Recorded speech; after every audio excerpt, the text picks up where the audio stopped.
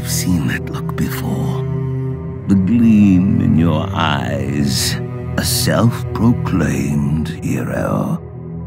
Have you come here to condemn me and vanquish the darkness?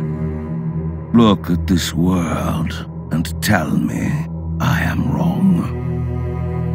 The weeping pox ravages the countryside and decimates the poor, sick, and old indiscriminately. And yet, it is those who use it to profit the children fear most. They often ask for payment far more nefarious than silver. What about the wars that men wage from Ulsterburg to Morensia? They claim a piece of everyone they touch.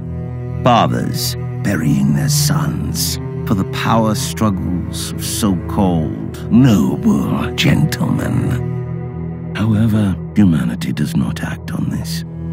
Instead, they cling to their false idols with blind faith like a child clings to their mother. They turn a blind eye to all the horrors and atrocities they commit, telling themselves it is all in the name of survival.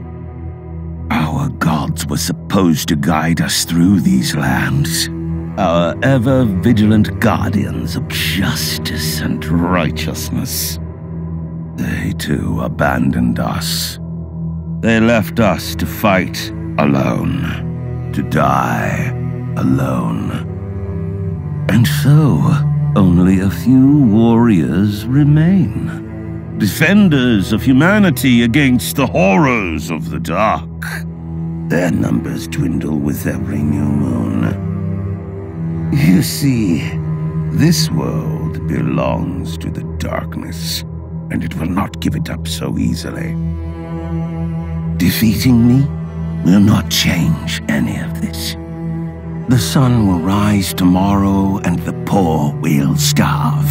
The infected will perish, and men will continue killing in the name of kings and holy men.